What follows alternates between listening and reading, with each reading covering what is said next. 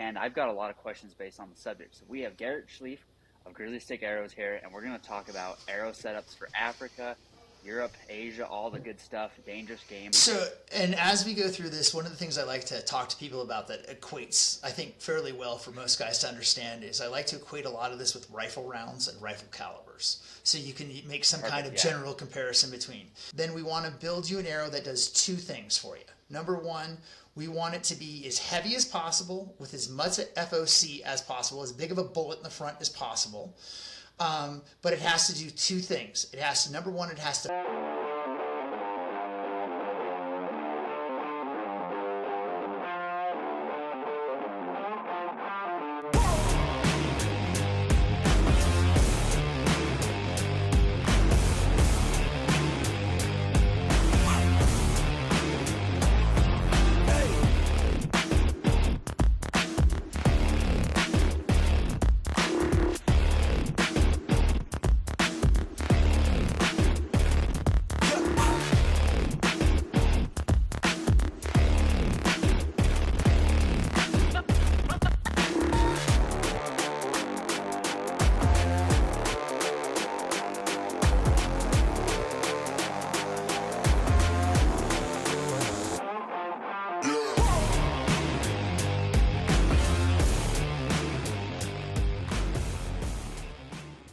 What's up, guys? Welcome back to another episode of the Safari Trails podcast. Today we have a special guest, a guy that I've wanted to get on here since the start of this, and I've got a lot of questions based on the subject. So we have Garrett Schlief of GrizzlyStik Arrows here, and we're going to talk about arrow setups for Africa, Europe, Asia, all the good stuff, dangerous game. Welcome, Garrett. Thanks for joining us. Well, thank you for having me. I really appreciate it. So, Garrett, let's, I know, you've done several podcasts before, but if someone hasn't listened to it, let's just kind of start this off. And who you are, when did GrizzlyStik come about, what's the origin of it? Let's just kind of give everyone the elevator pitch on that real fast. Sure. So the quick and dirty on the history of the company, it was founded in 1994 by my father in Anchorage, Alaska. I think as we go through this discussion, part of his past professional would be relevant to our discussion also.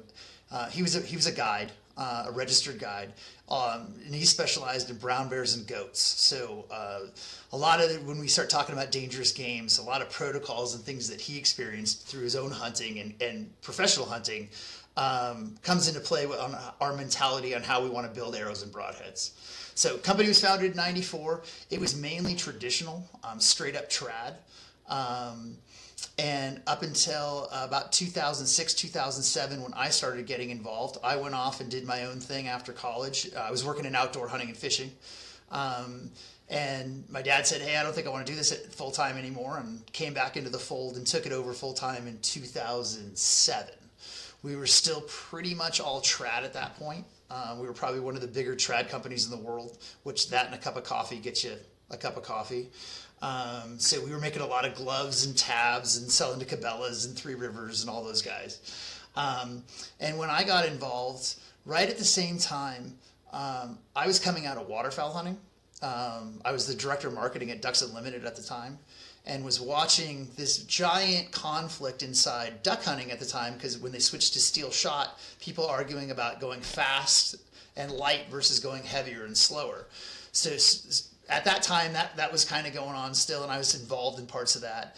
And then as I got more and more involved with the archery, because we were trad guys, we were able to shoot heavy arrows. We weren't making broadheads, but we found this guy through another mutual friend of ours, this guy named Dr. Ed Ashby, and he had all this research that he had written, and I just dove in. I just started trying to read as much of it as I could, absorb as much of it as I could. At the beginning, a lot of it didn't make sense. It took me time to go through it. And I think that someone had told me at one point that they counted them up. There's something like 3,000 printed pages of research that Ashby's done over the last 30 years that you can go back and read. So we spent a lot of time doing that. And that's when I got it in my noggin that I thought I wanted to go make broadheads. So we've been making arrow and broadhead systems based on Ashby's research, and then kind of refining what he found through that research for now, the last 15, 20 years almost. So, and the company evolved. It completely changed from a trad guy to, then we were just straight up, we became more of a straight up Africa company for a lot of people. those hunters would come back and they'd go elk hunting and whitetail hunting and different things like that. But we still were pretty much focused on taking care of those guys. And we really were still relatively unknown until, I don't know, 4 or 5 years ago inside the U.S., I felt. Most people knew us through SCI and Dallas Safari Club and hunting in Southern Africa. Gotcha. So, like you're saying, there was that little bit of like an argument in the waterfowl industry when you came over to the bow side of things. What gap were you trying to? Because you've seen that argument over there, so you've seen the argument or a gap here, obviously, to fill. What kind of gap was that? Obviously, for the dangerous game, or just the heavier arrows, or what was the correlation with that? There was both. We good or bad and different. We bought into the Ashby system. We didn't think that was going to translate at that time, and still is slowly translating to the whitetail guy in North America. So coming out of trad, it was a big jump just to move into arrows and broadheads exclusively anyway. So we really wanted to focus on what we thought we could do better than anybody else. At the time, no one was addressing guys hunting in Africa. Most of the equipment, you've been around the arrows back then, stuffers. A lot of guys, stuffing a shaft, putting lead shot in them. Some guys putting salt in them, and then using some form of, most guys were tapping out on most of their setups around 150 to 180 grain heads. That's the most you could find. So there just wasn't great equipment to go do, and there was no standardized equipment. You couldn't go to a place and say, hey, I'm going Cape Buffalo hunting, can you make me arrows? So that kind of simultaneously happened, took over the company, got interested in Ashby. My first full year was 2008 with the company, so the markets crashed. Everything was a nightmare, trying to say, welcome trial by fire. And so we were like, we have to figure this out. And at the time, because we were trad and then we were trying to get into higher end arrows and broadheads that were heavier and they were expensive, we would go to ATA and we would literally get our asses handed to us. You'd get 4 days of guys walking in your booth telling you why their pro shop could never sell any of your equipment, or it's trad, or it's too. There was always a thing, and luckily for us at that time, we got it in our head and we got bumped on the waiting list. For most guys, I don't know what it is now, but back then, even then, SCI's waiting list to get in as an exhibitor was like 4 years. But because they didn't have really any archery guys, there was Matthews there and Bowhunting Safari Consultants were the only two guys there at the time. And they bumped us to the front of the line. We got in 2009. And we'd been there all the way up through COVID. We were the only archery and broadhead guy. So all that coming together simultaneously, we had equipment coming from trad guys in Alaska trying to shoot moose. And so it was heavier, it was bigger, we were more worried about heavy bone hits. There was a lot of other things that came into place. So when that first originally started translating over, the first big animal that really made sense for customers to come talk to us, minus the fact that they just booked a hunt while they're there, right? They're at an SCI, I just booked my hunt. I'm going buffalo hunting in 2 years. What do I need to shoot? We really started doing very well with those guys. Again, being the only guy and being in close proximity when guys were booking hunts. That's where we built up a lot of our business over the years in Africa. That's where we built up our relationships with the PHs over the years. There's a lot of guys that we've shared a lot of customers with over, back and forth. Hey, I got a guy that's going for this. I got a guy or vice versa. I got a guy that's looking for this. This is what he's looking, and pushing back and forth that way. So, that was our entree into SCI and entree into Africa was through that, being the only guys there. And since then, very humbly, I think our customers have set records that I don't know if they'll ever get beat as far as the sheer volume of animals that have been taken with our equipment. And all the big five especially. And with the big five, and that stuff's getting more and more expensive to hunt. It's harder to hunt, it's harder to get tags, especially archery tags for. I just don't foresee that if we'll ever kind of get passed on any of those numbers, which was kind of neat. We got to build that stuff kind of in that golden age, that last golden age of Africa hunting, especially for bow hunting. It really seemed to, and it seems like since COVID, it's still going. It just doesn't seem quite at the level that we used to see it at. You maybe see it different, but at least from what we're seeing, there's still a lot of guys going. It just doesn't seem like it's as crazy as it used to be. Prices are starting to come down though too, so maybe that'll change as we go through this too.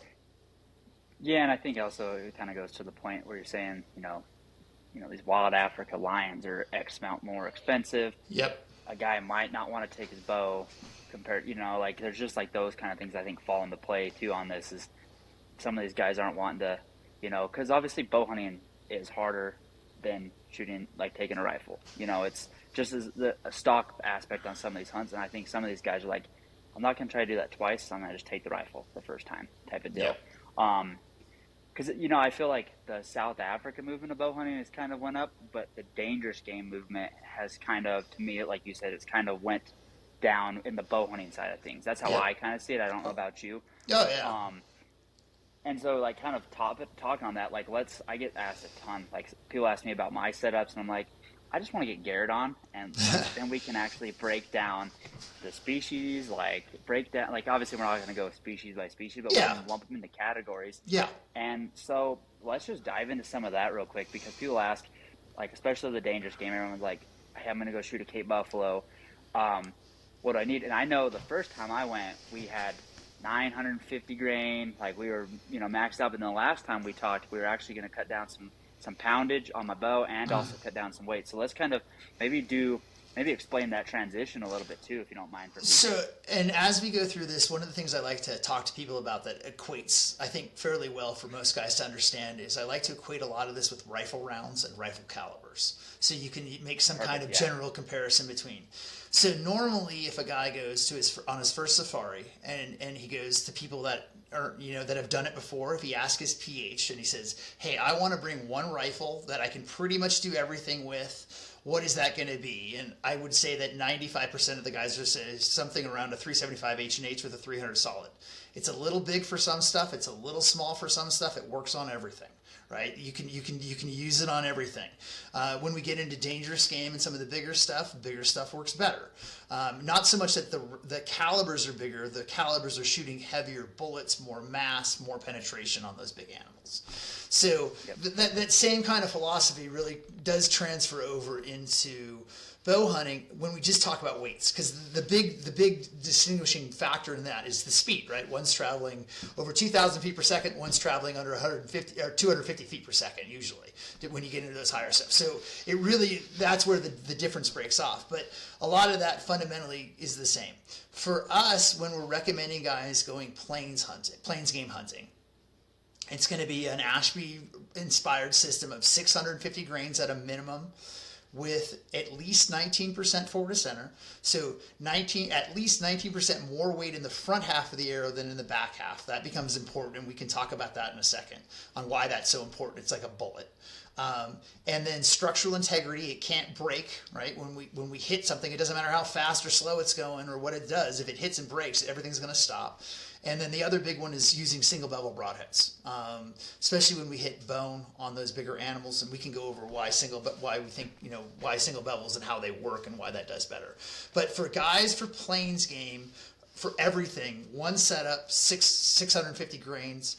If that sounds heavy to most guys, it's heavier than what most whitetail hunters would be hunting. We see that kind of now, that's crept up over the last couple of years. Kind of the average that we see for our customers that are new to us coming in, 500 to 525 is kind of the new standard. So guys, one of the first questions is, what kind of poundage do I need for plains game? And how heavy of an arrow, how fast should it go, all those kinds of things, sighting it in. Just to give an example, for most guys that go from a 525 grain arrow to a 650 grain arrow at a 70-pound bow, if they're shooting multi-pins, as an example, they have a 20, 30, 40, they're not going to touch those pins. Over 40, those heavier arrows are going to drop at a higher rate than they will than the lighter arrow. So they're going to drop more, just like a heavier bullet would drop more, right? It's got more mass. It's going to get pulled down faster. But the difference is it's much more stable in flight, and if we want to range them, once we range, especially if we're ranging with a laser finder, you know exactly what the distance is. It's going to go wherever you point it, right? So once just like any heavier bullet, once we sight that in, it's going to go where we want it to go. So that's the normal setup we like to recommend for guys. That's the one that we've sold a lot of over the years. And when you're looking at your plains game, and for most guys, that takes them all the way up to eland. So eland, and I'm telling you, you're one of the few people I know that have them all. Eland and all the plains game underneath it, outside of the big stuff. That's the big stuff that you can use that on. It does work on some of the bigger stuff. We have guys take Cape Buffalo with 650 grains. Do we say that it doesn't work? No, we don't. it goes back to, you want to shoot them with a 375 or you got a 470? You got a 470 with a 500 solid in it? Why don't you use that? It'll work better.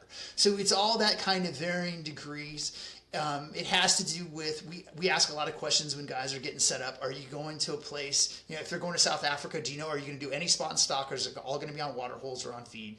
How is that going to be set up? Do you know? Is it going to be, have you been with the pH before? A lot of those guys don't know until they get there, right? And how much weather there is, how much foliage there is, those setups, whether they set guys up in blinds or if they want to do spot and stock. Outside of that, Zimbabwe, Botswana, not Botswana, well, it's a little bit, but Zimbabwe, Mozambique, Zambia, that's all spot and stock unless you're on cats, right? Unless you're shooting cats on baits. But outside of that, that's all going to be. So ranging for that stuff becomes a little bit more important on the guys that are spot and stock. But McKinsey will tell you, and all the PHs will tell you, 30 yards is a really long shot in Africa. Different animals, you can definitely shoot farther, but as a general rule, 30 yards is about as far as you're going to shoot at most stuff. Some of the plain stuff, obviously, a little bit different.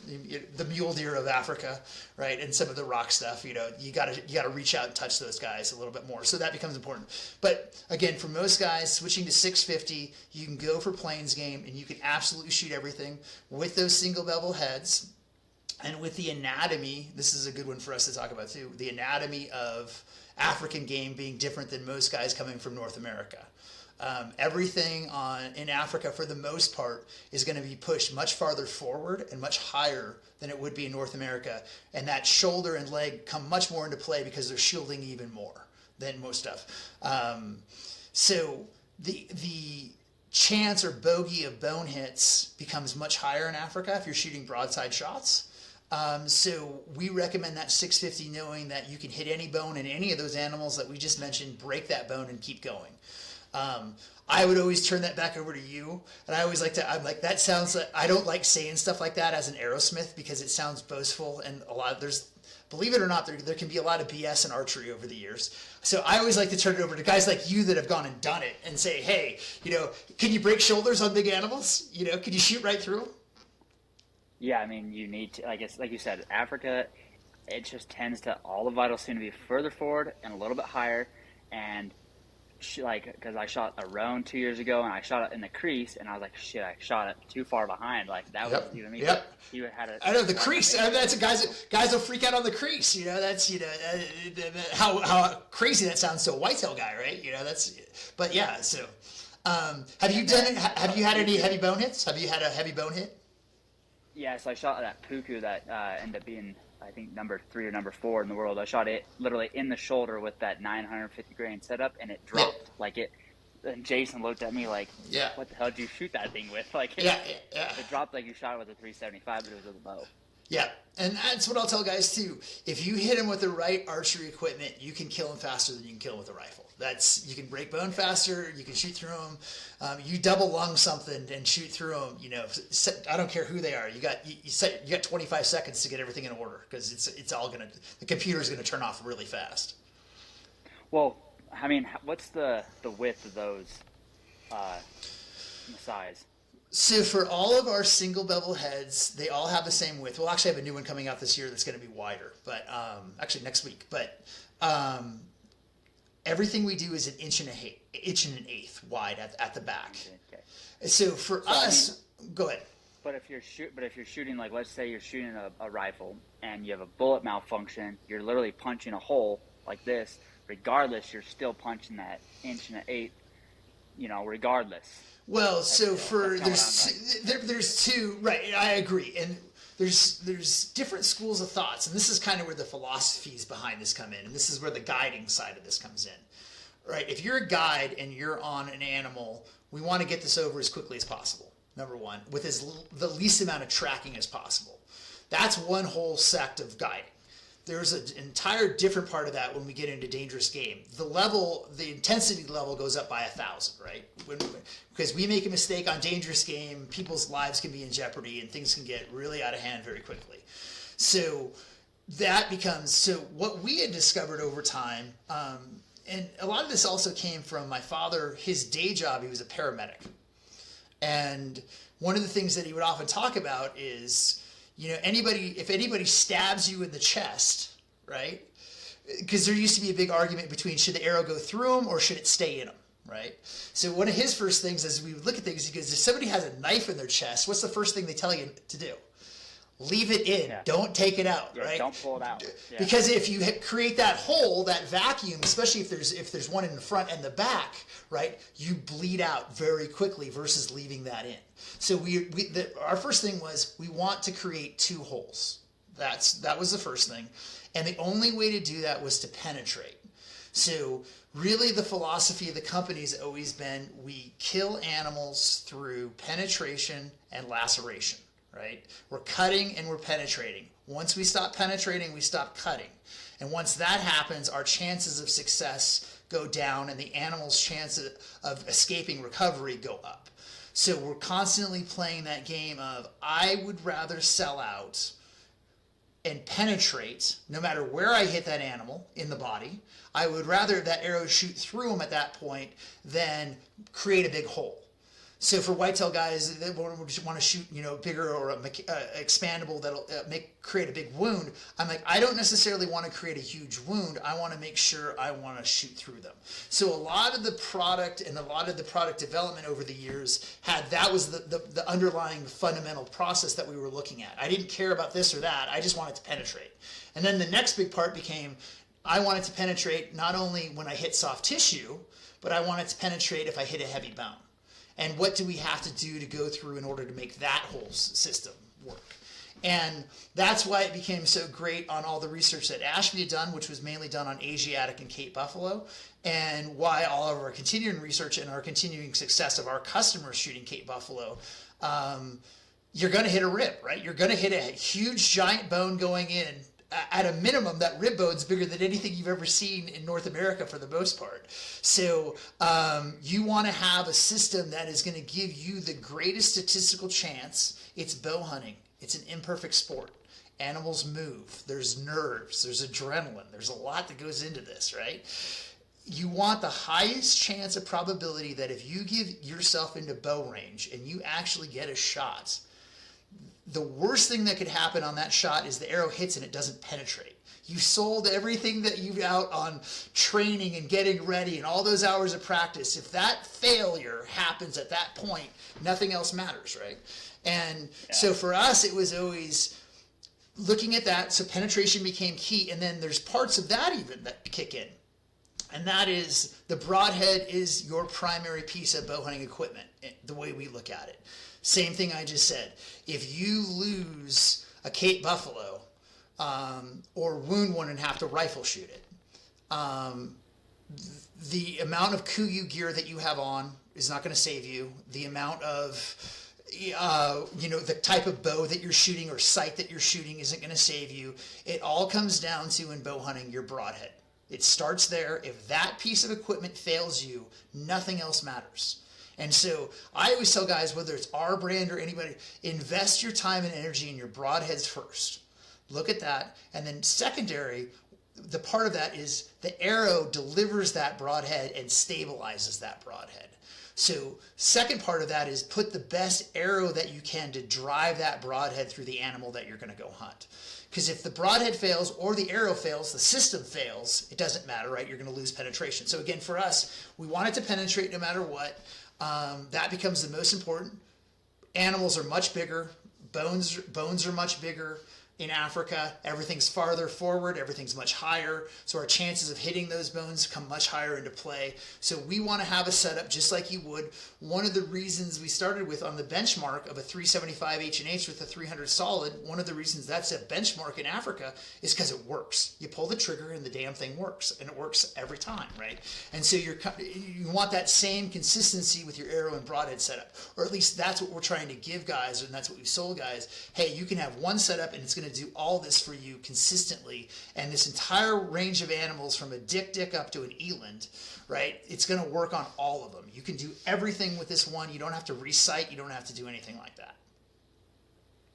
Which is great, because I think a lot of people get too caught up in getting too much different gear. Like we just talked, like you said, like they focus on the gear, but if the arrow setup, starting with the broadhead, starting and then the shaft, if that doesn't work, it's pointless. You just wasted all this money. And the same goes with rifles. I just talked about that earlier. You can have the nicest rifle, $15,000-$20,000 rifle, and if you're shooting junk ammunition, it ain't gonna do shit for you. You'd always scratch your head at those guys when you see them. You're like, wow, that's the other way. Or optics, that's the other one, right? Put the money in your optics. Yeah, but then they can't walk or whatever it is. Yeah, they have the right. We could go down a total rabbit. Yeah, totally. But what I wanted to emphasize is, like you said, to me, it's like, okay, the broadhead first.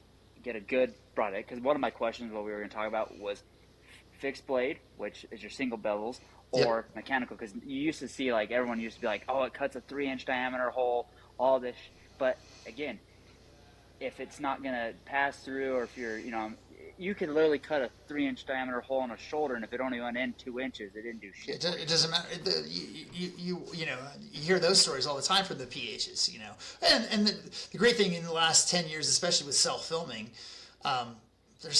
you can go watch a million videos of guys doing it, but anyway, go ahead. I'm sorry, I didn't mean to catch up on the mechanicals. What I'm getting at is so we got that covered, and then the shaft, again, you could use one of your broadheads, put it on a lesser quality arrow, and if it hits that shoulder, the broadhead might be intact, but your arrow might explode, or something might happen to where it's not going to pass through. So you got to have that whole arrow setup is basically all that's riding on either your $10,000 Cape Buffalo hunt, your $50,000 elephant hunt, whatever it is. That arrow, that hunt is riding on your arrow setup. Yep. That's kind of what I want people to know. That's what you're emphasizing. And back to coming out of a guiding family, the responsibility, and I think one of the ways, not only that we were the only archery guy at SCI for all those years, but the understanding of what it takes to be a dangerous game hunting guide, and that a lot of that unspoken things, and back to, if you're a dangerous game hunting guide that specializes in archery, your life changes drastically at impact, one way or the other. If the arrow penetrates, everything gets easier usually. If it doesn't, usually everything gets harder. So to have that empathy and that understanding amongst guys we wanted them to understand that it worked. It wasn't just hearsay, and we wanted the recommendations to come back to the hunters from the PH. And I always tell guys that from the beginning anyway, don't listen to anything I say. Your PH is going to call the shot. Listen to what, he's the guy you're going to listen to when all this happens. I can build you this equipment over time. But again, building up those relationships, a lot of them were like, just call Garrett. Whatever he tells you to buy, just buy it. Because I've guided enough guys over the years, and I've seen enough stuff that we know that works. And it consistently works. We're not having issues. So go ahead. Well, what I was going to say is because also when I have, because I've been using your guys' arrows since 2018, when someone asks me about arrows, I'm like, well, call Garrett. Again, this is another cool thing is if someone calls GrizzlyStik, they're talking to somebody that knows what the hell they're talking about. You can call a lot of arrow companies, bow places, and you'll get an answering machine person pretty much. Someone that hasn't done, they might have shot 2 whitetails in the last 5 years with a bow, or don't have any research or study. You have proven research. You have testimonials from outfitters. You have outfitters that every year, like we talked before we hit record. You have outfitters that are doing between 12 and 15K buffalo a year with a bow. So you're getting field knowledge from them at the end of the year, maybe at the trade shows or after every safari. They're emailing you saying, "Hey, look what happened here." So you're getting proof of your systems and things maybe that you can change, because now obviously you're coming out with a new broadhead next week. Maybe that was something you learned that you wanted to change. But for people, I'm like, call GrizzlyStik. You're talking to a real damn person. You're going to have knowledge behind it. And Garrett's going to tell you, this is what I would use for this. Because again, we talked a couple years ago how you want to switch up the Cape Buffalo system from my 950 to something a little bit less, and not have me shooting the heaviest poundage bows, because you're going to tear your rotator out one day. Yep. I preach to guys a lot about reducing bow weight. I'm like, believe it or not, one day you're going to get older, like you said, and I'm like, your rotator's going to thank me if, you don't have to shoot as heavy as guys used to. And I'm like, the other thing I get into, guys, on that, look at how much more efficient the bows are now. You just don't, you can get the same performance at a lower poundage. And if you're shooting a lot or you're shooting dangerous game, the other one, guys are shooting those heavy pounders in Africa, spot and stock. I'm like, how many times can you go to full draw and let that down? Because while you're hunting, you full draw, no, back down, we're moving, then full draw. And I'm like, man, that is tough on your rotator at 85 pounds when you're letting that thing down that much, and I'm like, anyway, I'm a big proponent of going lighter than most guys. So speaking on that, we talked, you're starting out, you're 375, you're 650 grain. Like, let's talk about that real quick. Someone's gonna go do a buffalo. Yeah. If someone's gonna do buffalo, what weight, a poundage should they be pulling back on their bow, and what arrow setup are you gonna give them if it's ideal? Before we get into buffalo, there's one point that, because it'll be relevant to buffalo, that I want to bring up. One of the things that we've learned over the years building arrows for this kind of setup is a term that we use internally that's called, we call it an arrow slug. The slug of your arrow is the bullet, and that's going to be your broadhead plus your insert plus any brass footing we add behind it. One of the things that we've been branded with over the years is, they like heavy arrows, or they make heavy arrows. Actually, we don't like heavy arrows. We want the arrows to be absolutely as light and stiff and strong as possible, and we want to put as much weight as possible in the front end of it. So just like a bullet, that slug, the heavier it is, the easier it is to penetrate. So over the years, we were building them and just kind of realized it kind of works hand in hand with rifle rounds. So on a 650 setup that we'd be building, that's normally with a 200 grain head for a normal guy at 600, a normal guy, let's say at 29 inches, the arrow weighs 650 grains, but the slug in the front, the bullet, the insert, and the brass is going to weigh 350 grains. So over half the weight is in the front in the bullet. And that's what I always want guys to think about, especially for Africa. That is what you're shooting at the animal, that bullet. And the arrow is guidance and steering for that bullet. We want it to fly perfectly, but the bigger the animal, the bigger the bullet. We need more penetration, again, especially if we hit a heavy bone. So that's the first part of it. So second part is we randomly, in 2007, based on a couple different things for both elephant and for Cape Buffalo, we had never done builds like that. Again, coming from guiding, we weren't just going to make something that had never been taken out in the field before and just say, hey, I think this is going to work. But how do you go test that stuff when you live in Alaska at the time, right? So one of the things that we were looking at was we really spent a lot of time studying the Battle of Agincourt in France in 1450. It was the British against the French. I won't get into the details of the battle, but the English wiped out the French in 3 days, and they could kill a mounted French knight on a horse and the horse with one arrow as they'd rain down on them. So I went back and through a couple different museums in England, did some research, got a hold of a couple curators, and found out about what those arrows were. Found out how long they were, about how much they weighed, and about what the FOC was. So we took those two averages, and we built arrows based off of averages on arrows that were shot in a war in 1415. So what that became was 950 grains for Cape Buffalo. And in that arrow, if you're shooting a 70-pound bow, about 500 grains is going to be the slug. So you're shooting a 500 grain bullet. The arrow, there's guidance and steering for you, and that's where the successes come in. And a lot of this is not necessarily any one part. We've never found any one golden bullet for any of this. You have to stack a lot of this together. And you get little itty bitty incremental bumps from different parts of single bevel, FOC, tapered arrows. There's little parts, but all of a sudden you start adding all those together. It's like a bowling score. It's a cumulative score that builds on itself. And by the time you're done, it's sticking out the other side of a Cape Buffalo. So that was always the standard for us for at least about 10 years was 950. And then what happened for us is we had a lot of our customer base was getting older. And the guys were still going back and, hey, I can only shoot 65. I can only shoot 60. I can only shoot 55. Can you make me an arrow to go hunt Cape Buffalo? And we're like, yeah, we can go make it. So what we've seen is we have had a lot of success all the way down to 800 grains. So you don't have to go as heavy. The only difference between 800 grain arrow on a build and a 950 is the 800 is going to fly at a flatter trajectory. at a lower poundage, so you're not lobbing it as much. Again, those arrows are going to penetrate no matter what when they hit. They got so much weight in the front. So we have seen those weights on Cape Buffalo kind of creep down. Back to, there's still a lot of customers that we have, even new guys and definitely older guys that have been more than once, that'll just build 950 if Cape Buffalo's on the menu. If there's a chance I may go Cape Buffalo hunting, and they'll build 18 arrows to 950, and those are my 375, right? Those are my arrows when I go to Africa, and I shoot everything with a 950 grain arrow while I'm there. And they'll go to have 12 animal safaris and shoot everything with those giant arrows. Back to, it works. It penetrates. I'm shooting everything inside 25 yards. I'm dialed in.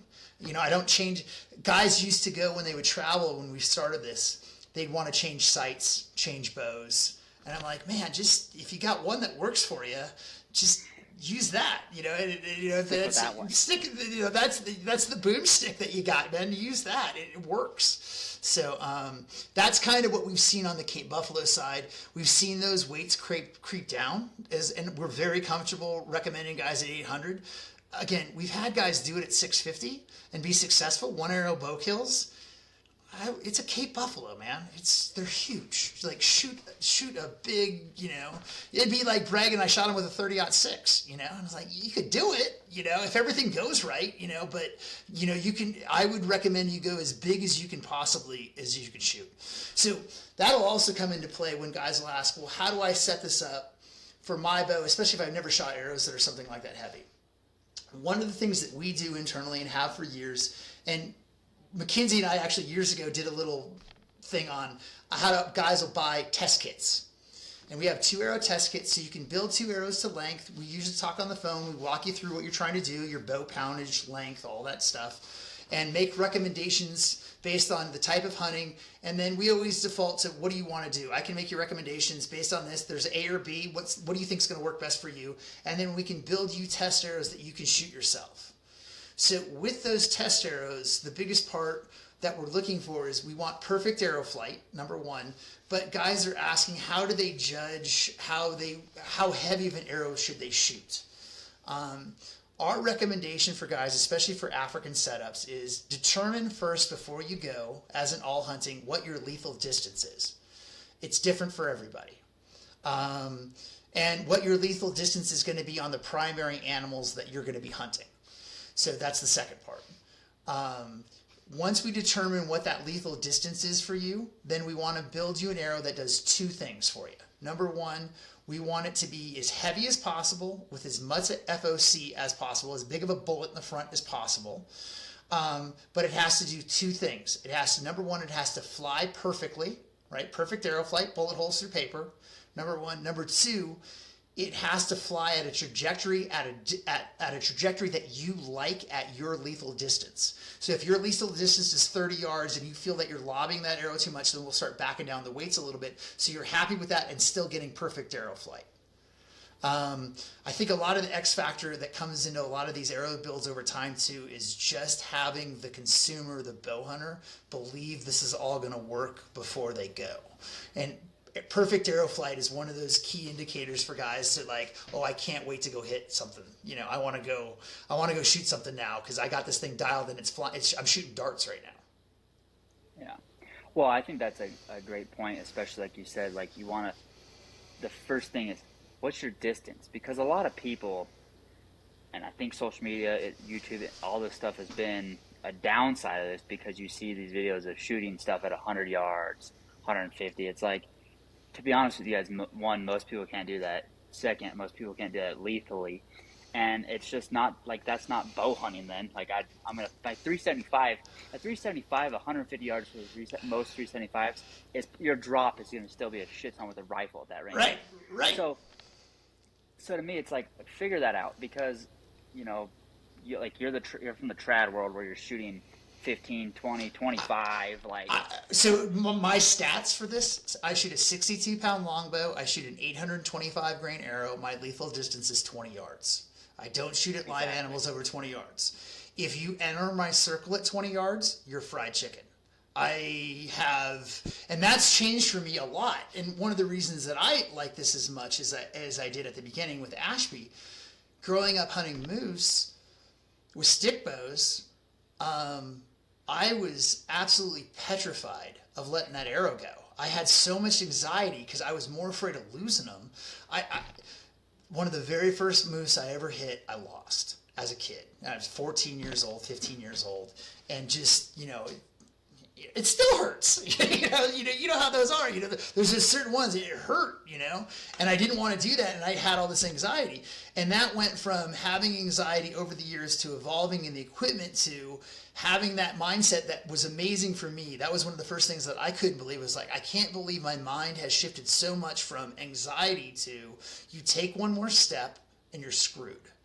I'm going to end back to with those kinds of setups on animals that size. I'm usually waiting for them to expose a leg. I want to break something. I can break it, so why not? It'd be the same equivalent of when you're shooting with a 375. You could shoot him through both lungs, or you could shoot him through a shoulder and drop him. What would you rather? Drop him. Drop him if you can. We want to get this over as fast as possible. So that's, that'll give you an idea on what stats are. That took me a long time to come to that. Ashby was one of the guys that helped me with that. We were talking one day about wound loss ratios personally. And he was asking me animals that I had lost, and we talked about it. And his comment back to me was, well, what were the distances? And we went through, and I'd only lost one under 20 that I knew of, that I could really, say, oh man. And I'd lost more than I like to mention over 20. And I was like, that's it. I'm not shooting animals over 20 anymore. So yeah, not everybody's like that. You see more and more whitetail guys like that, and even guys where it would, how something like that would translate to guys hunting in Africa, especially if you're hunting out of fixed blinds. It's known distances. I mean, you just and especially if they're elevated, I'm like, drop a hammer on them. They're inside your lethal distance. You know that arrow's going to fly perfectly. You can do that same thing over and over and over again. Yeah, and like my point, I guess, on this whole thing is just because the gear can do it, because you see it in rifles too, like the long range thing. Just because the gear can do it doesn't mean every hunter should be able to do it. So I think that's a key thing. Is just, okay, if you're gonna get some GrizzlyStik arrows, sure, they can freaking do the work, but make sure you can do your side of things too. 100%. 100%.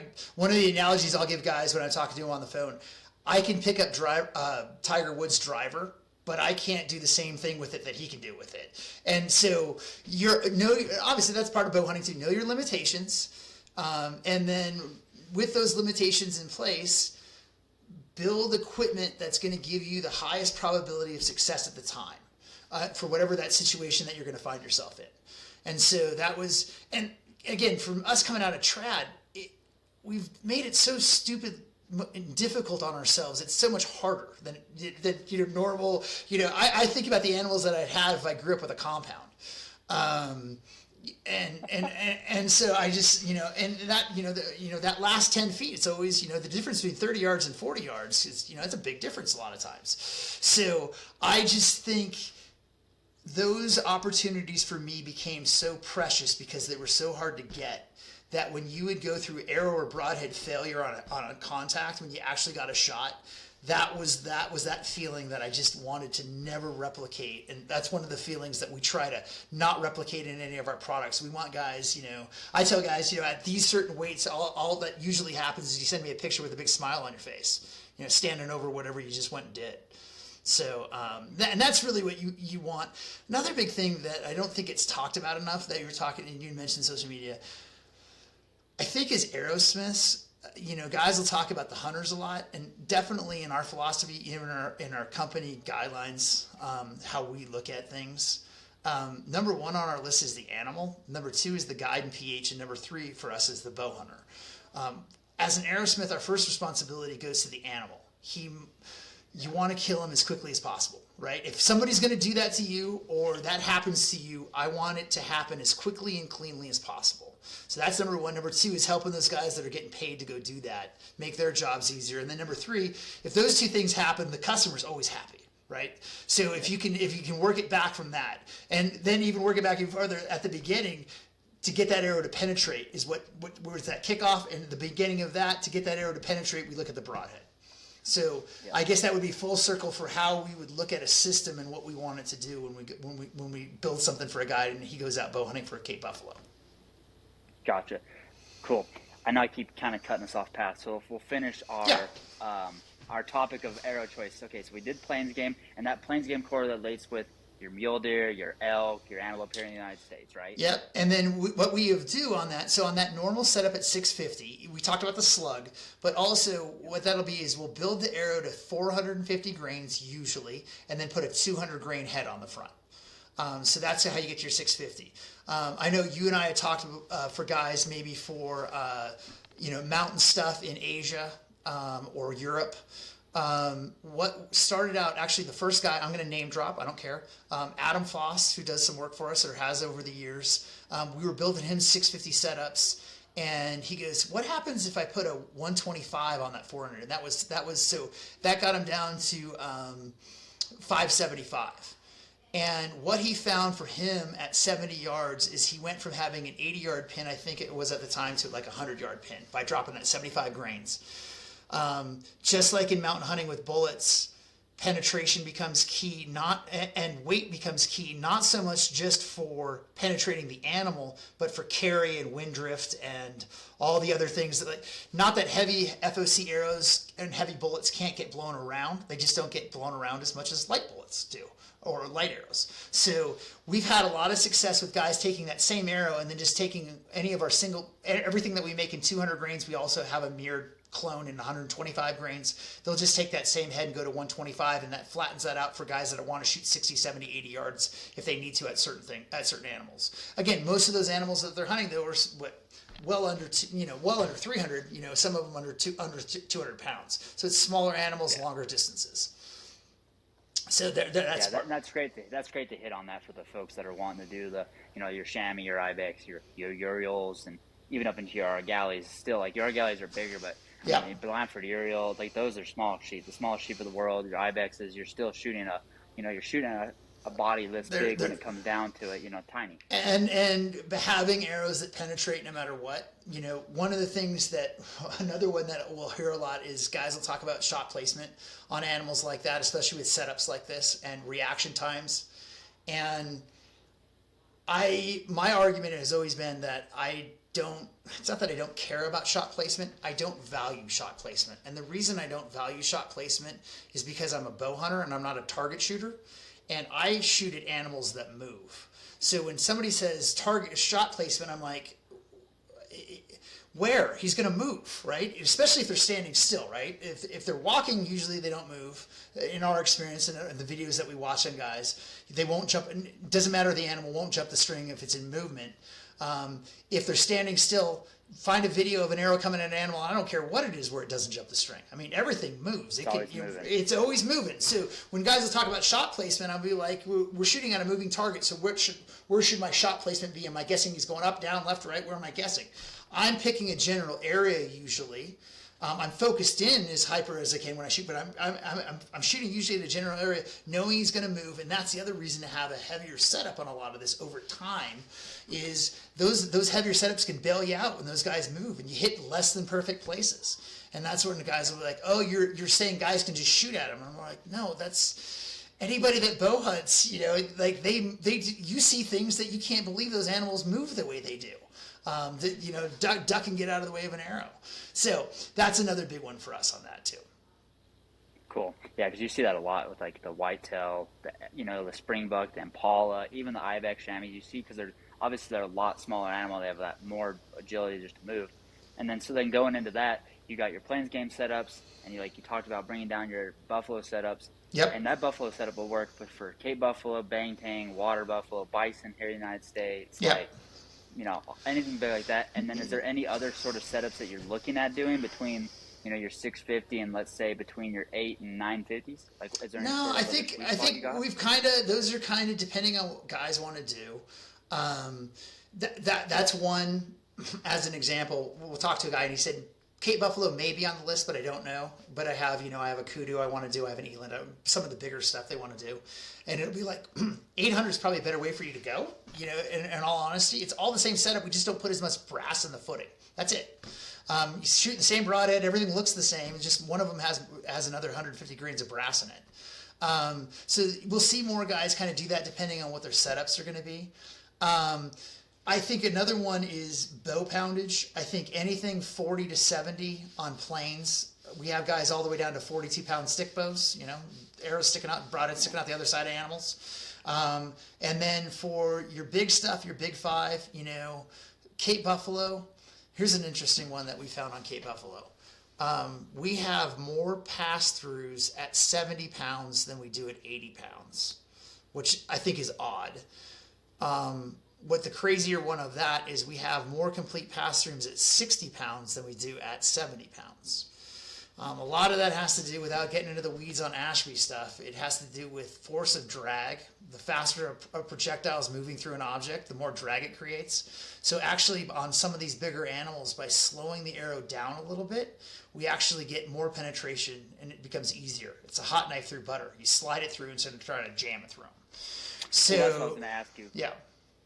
Because I'm not this expert of this, but obviously, we talked the lobbing aspect. If you're kind of having that little bit of a lob to it, it's going to come in. It's not coming in like a dart. You know what I mean? So yeah. Is that kind of what you're getting at between the 70 and 80 pounds? It is. Well, it's more. It's more. Actually, it is a little bit. That would be at farther distance usually when you'll start to get it to lob. But at most guys' hunting distances, it's just going to be 2 inches of adjustment on your pins. That's what we're talking more. It's just going to shoot flatter at the same. Just like rifle rounds on any of this, anybody over, especially 60 pounds in compounds, they'll ask what kind of foot per second do I need out of the bow? And our answer is continually, I don't care. It doesn't matter. It doesn't matter. We want that arrow in motion and we want perfect arrow flight. At a certain threshold, once you're shooting a bow of that, in those pound range, it just 20 feet per second up or down just doesn't matter. So that would be another aspect of it. Guys don't normally have to shoot. You had mentioned about guys buying earlier on buying a bunch of gear. Another thing that we see come up a lot of times is guys will call us up and they're like, "Hey, I booked a hunt. I'm going next year. I've been reading all your stuff on the stuff and looking at arrows and broadheads and." What should I do? And we'll walk through a bunch of things. And then we'll usually come to a test kit. And I'll say, hey, you should get a test kit. And this is what I recommend you test. And they're like, oh, I haven't bought the bow yet. And I'm like, okay. And they're like, they'll tell you what they're going to get.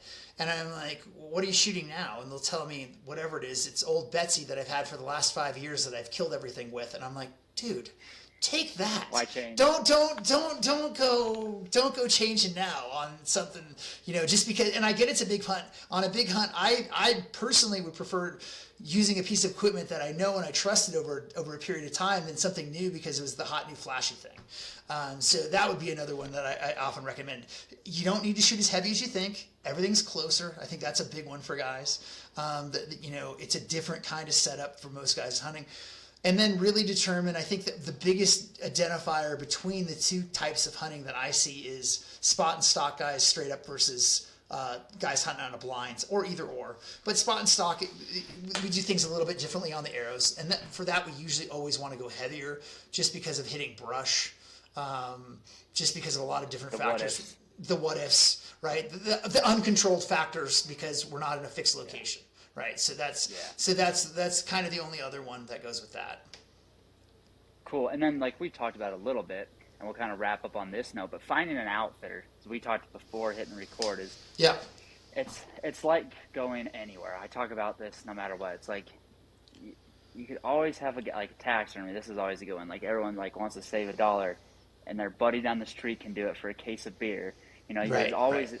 No matter if an outfitter in Africa can have a property and set up a pop-up or build the nicest archery blind ever, but if he knows jack shit about bow hunting, how that stuff works, it actually doesn't benefit you at all in the end. So you need to go with either a bow-only outfitter or an outfitter that does both but has a lot of bow experience, one either taking hunters or a bunch of bow experience himself. We talked about that before. How important is it for someone to find an outfitter that has hands-on bow hunting experience versus just hunting experience? It's always kind of a sticky one for me because coming out of hunting, I don't want to disparage anybody, right? I don't want to. Yeah, exactly. Guys are making their living doing this. And if they have a relationship with a guy and maybe they're a rifle guy and the guy wants to take a bow, we see a lot of that for sure too. But for what we've seen normally, what my recommendation is for bow hunting plains game, There's a lot of different outfitters that are bow only, and have been for years and years and years, that have pretty impeccable reputations. That's why they've been around for years and years and years. And you're going to go probably have a very good experience at one of those types of places. Then we have kind of the secondary guys that are the guys that do both, like you mentioned. Again, those guys can be very good, especially if they have track record. I would say the biggest thing is if you don't have a relationship with somebody already, first thing, ask a lot of questions from guys like Mackenzie that's gone and done it at exceptional levels, right? They've done it a lot and at very high levels, and talk to the different things. And the other part of that too, and I'm sure you've talked about this a lot, is have your budget in mind and what you want to do, especially if it's your first trip to Africa, right? You know, what your realistic expectations should be when you go on a trip like that. But I always try to steer guys towards PHs that have a lot of experience in bow hunting. The next level of those guys that I really like are PHs that actually bow hunt themselves. So same thing happens in Alaska with brown bears. Same thing, you'll get a guy that's a rifle guy that is very well known, has a lot of records in SCI and booner bears and all that kind of stuff. And he'll take out a bow hunter, and you're at 65 yards, and the guy's like shoot, and you're like, we're gonna shoot in about another 40 yards, right? We got to get closer. We got to get a lot closer, and so it's a different kind of guy. That leads into Africa. South Africa for dangerous game is one aspect. I would still stick with guys with a lot of experience. If you're outside of South Africa and you're Big Five, there are a handful of people to go with. There are still guides around that are very well known that are rifle guys. When it comes down to bow hunting PHs that have experience, that have been doing it for a long time, you can count them on one hand. And you should seek those guys out. And amongst those guys, I would say, like anything, there's personalities and there's all kinds of other things that fit into who you want to choose as your PH. But those are the guys that not only have experience, a lot of experience at Big Five, a lot of those guys have done it themselves, which is, Mackenzie and I were talking about earlier, very unusual at the PH level. Usually if they have extra animals, they're going to sell it. They're not going to hunt it themselves, if they have an extra tag. So they don't usually hunt a lot, especially and then bow hunt themselves. There's just very few of those guys out there. And for us over the years, those guys became absolute gold. From what you had said, it's not hyperbole. It's not bullshit. It's not, I think this is what happens. Last year we took 17 Cape Buffalo with 17 clients and we let go 19 arrows. So that's when you get into, okay, now I know what is happening with our equipment on the ground. I know when we've had issues with equipment. I know when we've had different things. So we can hear that. So again, I think that becomes just really important, is pick guys that have experience in bow hunting specifically.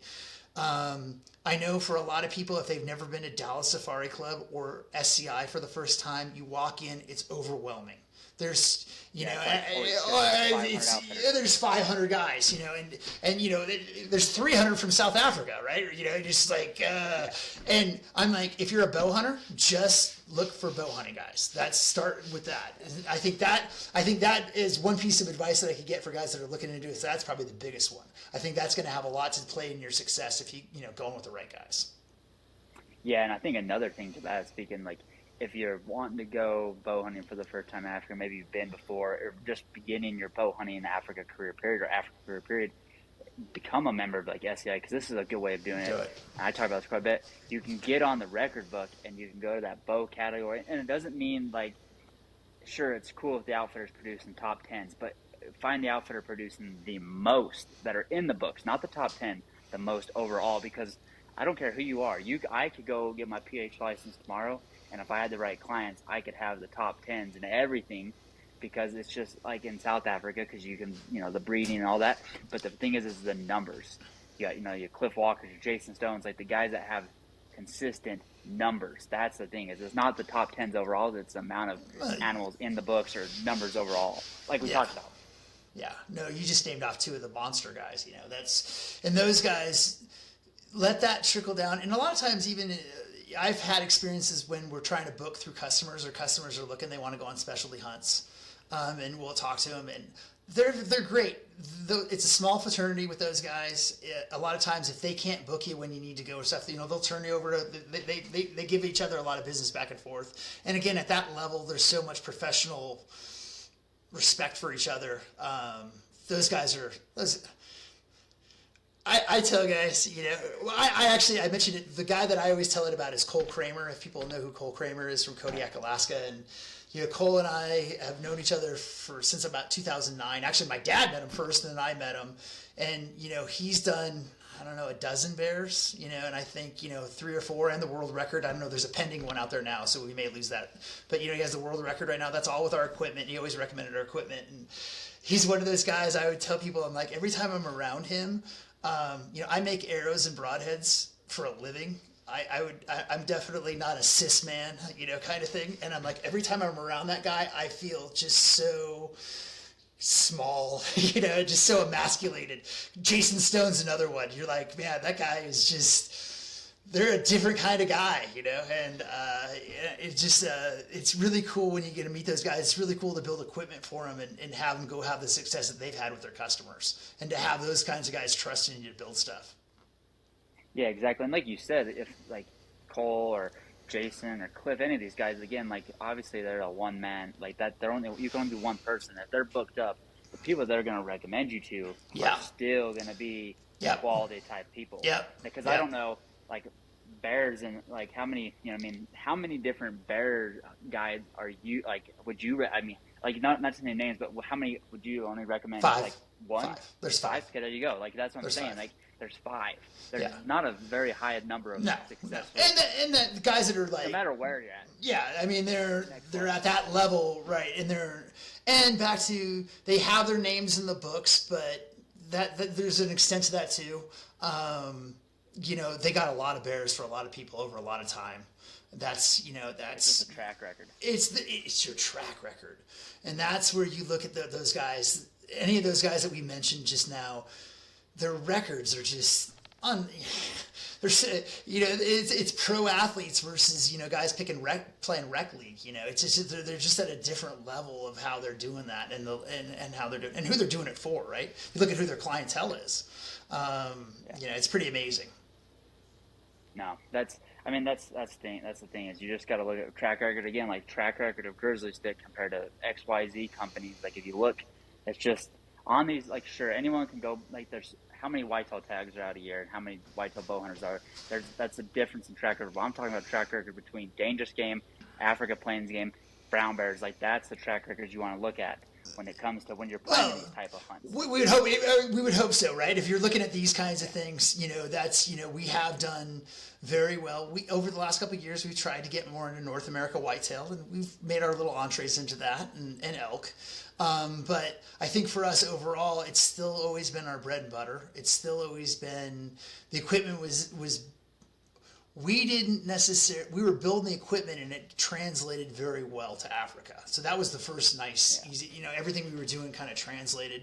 And again, you nailed it. It's really, what is it going to do consistently for a guy? If I've never been to Africa before, or if I've never been Cape Buffalo hunting before, and I'm going to buy equipment, I'm going to try to get. I'm like a lot of guys of our customers that come to us new. I do a lot of research online. I read a lot of stuff. I like to read the negative stuff as much as I like to read the positive stuff. So you kind of get an idea what you're getting into, and then really look at the overall record. We tell guys, we invite them to go take a look at our website, especially when you get into the big Africa stuff. You're not going to find any other kind of bow hunting page that has that kind of stuff on there. So, and the sheer volume of it over the years. So I think, that's where it is important to us. And again, it comes down to, we want to take care of the animal, we want to take care of the pH, and we do that. We always seem like we take care of the hunter. Yeah, for sure. So, someone's going to go to Africa. Let's finish this up. Someone's going to go to Africa. They're looking to go do a plains game or buffalo hunt. Where do they find you? Yep. Or how do they get a hold of you guys? And what's the best way? Like, what should someone call you and ask you? That's kind of what I'm asking. So, as we've grown, I'm not on the phone as much as I used to be, but I still am. And anybody can ask for me at any time. So you can call us direct. We're all consumer direct. We don't sell through any retail, so we sell everything directly. All the arrows are made in-house. or built in house. Everything, all our arrows are made for us through Victory Archery, but everything is in house. And the builds, and so we put everything together and ship it out. So when you call in, or you can go to, we have an 800 number. Easiest way to find that is on our webpage, GrizzlyStik.com. Any spelling's going to get you there. I bet you look at it on the web pages. If you've never been there, I'd invite guys. There's a lot of information over the years. There's a lot of things that McKinsey's have written over the years from a lot of guys that have done things like this. A lot of videos on Cape Buffalo, and specifically in Cape Buffalo, a lot of videos on Plains game, on not just guys hitting them, but showing guys, for example, a lot of post-mortem with a pH taken down at Cape Buffalo, talking about the trail that the arrow made through an animal. So it's more than just a bunch of pictures. There's actually a lot of educational things on there that guys can get on there, especially if you've never done it before. So we always invite guys to go do that. When you call in, you can always, I said, you can always ask for me. My name's Garrett. Everybody here that you're going to talk to on the phone, I think the newest newbie that's going to talk to you on the phone has been here 8 years. So everybody knows what's going on. But I still do, usually for Big Five, it always seems to end up on my desk, and I'll help guys walk through on, especially on the Big Five stuff. Cool. Well, Garrett, I appreciate taking the time today. It was fun. I think it answered a lot of questions, and it gave a lot of information for the people that are looking to go do either their next archery buffalo hunt, or their next buffalo hunt, or their first buffalo hunt, or even a Plains game safari. So I appreciate you hopping on and kind of telling us what's to knows and what not to knows about. Well, thank you for having me. I love these kind of formats because you can really explain a lot of the ins and outs of just my widget's better than their widget. There's a lot into why and how we do this, especially when you get into those guys. So I appreciate you giving me that platform to talk about it. Well, I appreciate you hopping on. We'll have to do it again. And thanks, Garrett. I appreciate it. Talk to you later, bud.